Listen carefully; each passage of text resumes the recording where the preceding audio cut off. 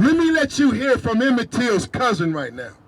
Let me let you hear from a brave and courageous woman who suffered much indignity behind this atrocity. Bring on Miss Priscilla, the cousin of Emmett Till. Bring her on.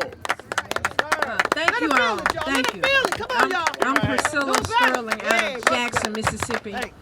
And I just want you all to know that it was white supremacy that freed Carolyn Bryant, that freed J.W. Miller, and that freed Roy Bryant. The warrant that was found in June stated that Carolyn Bryant was there, charged with kidnapping as well as accessory to murder. That's right. Why Carolyn Bryant did not get charged? You had United States senators involved in this case. You had James O. Eastland, who's a United States senator in Washington, D.C. You had John C. Stennis, who's a United States senator. Wow. All these men are in Mississippi. And we just left from downtown, and I just went over a manifesto of 45 racist organizations in Mississippi right now. I'm telling you all to go back to your states, your cities, pull up the hate map. There's a hate map in each one of these states. There are organizations, and you don't have no idea of your local government leaders that belong to these racist organizations. Wow. That's the reason why even white people are afraid to vote a certain way for, they don't know who their neighbor are.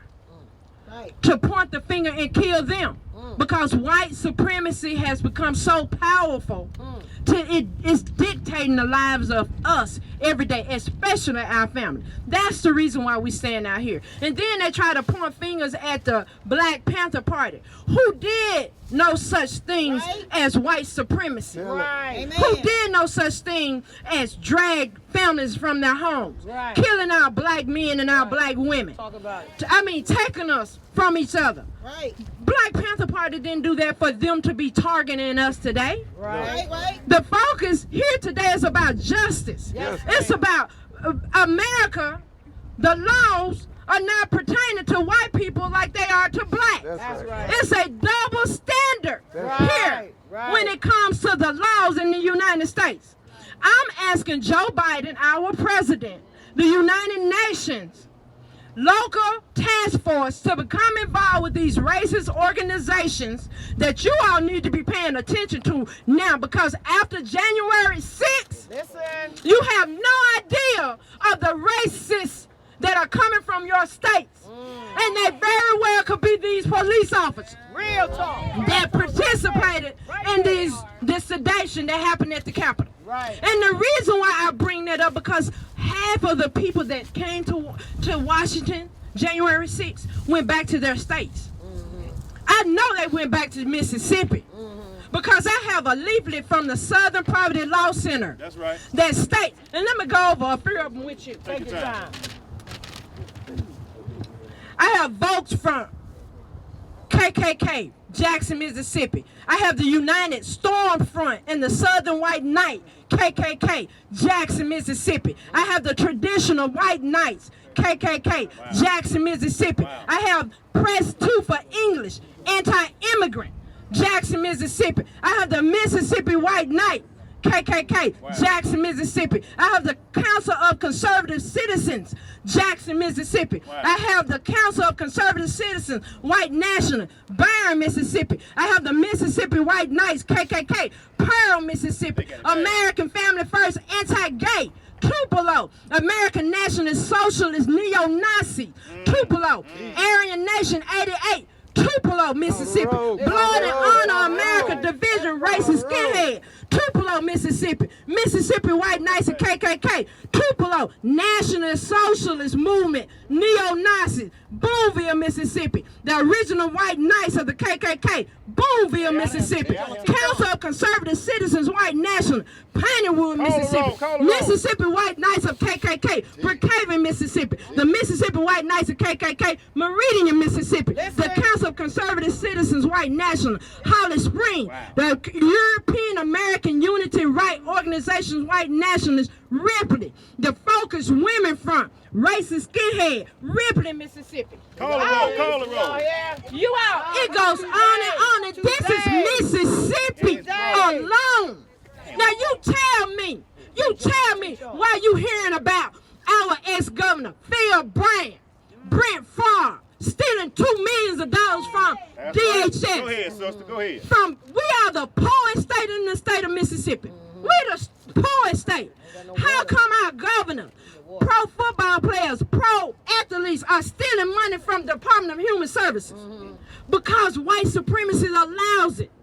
Because no one from the government is holding these people accountable. That's right. The government. I'm asking the government. I'm asking the United Nations. If we want to come together and unite as a people, we're going to have to come against white supremacy. That's right. I am so serious. We cannot live like this. We cannot continue to live like this. That's right. I just mentioned 45 racist organizations in the state of Mississippi. Imagine how many are in your town.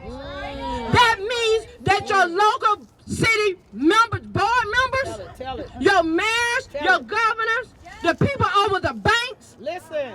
So when you find out they are part of this, you vote them out and you hold them accountable. Find out who they are and get them out of those positions. That's right. No one should be afraid to vote. But the reason why people now are afraid to vote, because if certain white supremacy, your friends who belong to these organizations know that you went over there and voted, your household could possibly be in threat. Why you think they went in after that governor, the white governor?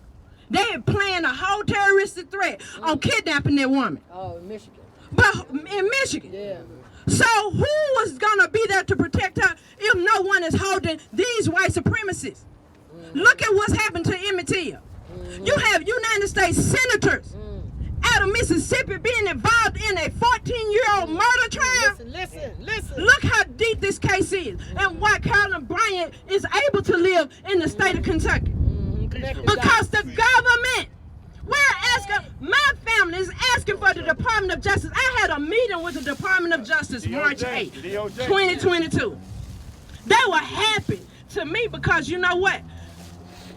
When you had William Barr, who was the Attorney General then, the whole thing is still run by Trump political party. Listen, learn. Christian Clark, who is the head of the Attorney General's office now, can't do nothing. Oh, wow. Because something was put in place when Donald Trump became president. So now it's going to take mountains to move us to do the right thing. But we can do it. We can do it together. We got to do it. We can do it together. We got to do it.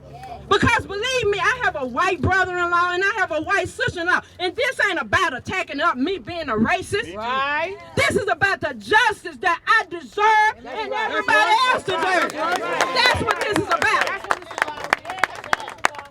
So I want you all to focus on your attention to go back to your hometown. Pull out that. Go to the Southern Poverty Law Center.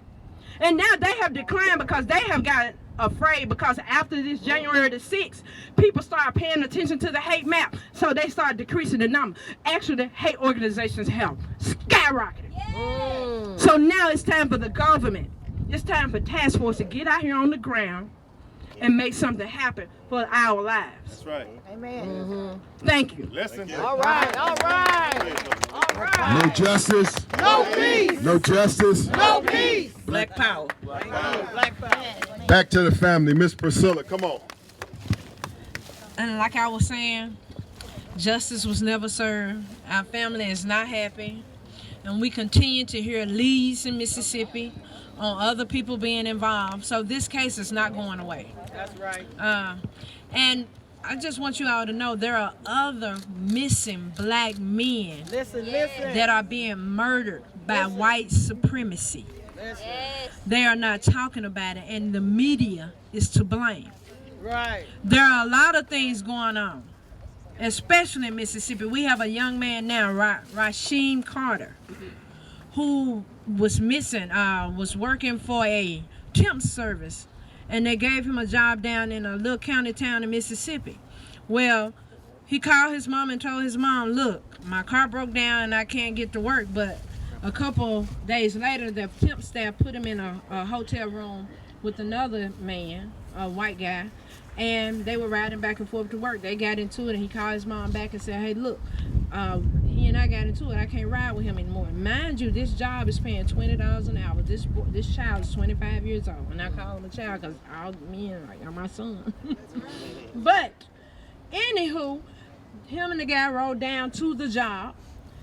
He wouldn't bring Rasheem back, so Rasheem started walking back to his hotel. And I'm bringing this up for a reason. Rasheem was walking back to his hotel. On the way walking back to his hotel, 3 white guys in a white truck started calling him niggas and messing with him. This just happened, October. Rasheem went inside the Family Dollar store and called his mom and said, hey, look, I'm walking and these white guys are picking with me. While he's in the Family Dollar store, they call inside the Family Dollar store and ask, is he in there? He says, what? He can't believe that the lady is saying, yeah, he's walking around in here. So he leave out. He sees a police officer go over to a police officer at a service station, talks to the police officer and tell the police officer everything that just happened. And asks him, would you please take me to my hotel room in Laura, Mississippi, from Taylorsville? The police officer said, I can't. He done take Rasheem to his hotel. Well, Rasheem has to walk. His mom is on the phone. She said, well, go to the police department and tell them that you stay there till we send someone to get you, because she's 1,300 miles away. She's a nurse working in another state. He goes to the police department. His mom is on the phone. They tell him while his mom is on the phone, you can't stay here. Rasheem's body was found November 2nd, 25 years old. They caught him running across a white guy's yard with no shirt on his deer cam. The guy seen this, didn't report it. Rasheem's body was torn to pieces. They said an animal got a hold to him.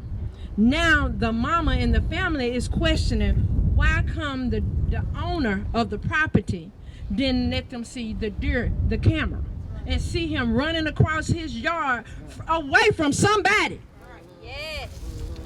And now we find out the chief of police, the investigator of this case, and the homeowner are related. They have not given the mom any information, so I want you all to go to Facebook, YouTube, Instagram, and look up Rasheem Carter, because there's getting ready to be a rally in Mississippi. Because this is murder. Yes. And what I'm telling you is this is happening not only in Mississippi, but around the United States. That's right. White supremacy is rising up. They're talking about now going back to court about interracial marriages. That is insane. Yes. That is insane. So if you all are not ready to fight for justice and fight for change, they're going to stop us from getting together. Who cares who gets with whom? Right. Who cares? But the white supremacists are getting ready to stop it. If we do not try to change these laws, if we do not ask the government to get involved and hold these people accountable, justice for Emmett Till and justice for Rasheem Carter. That's right. Not only them, but there are several more, and I have a list. So it's now time for you all to open your eyes. It's now time for you to go to these YouTubes, for you to go to these Instagrams and look at these murders of our men. There's something happening. It's time for you all to wake up. It's time to wake up. Chief of police right there. In the front. In the front. He be out.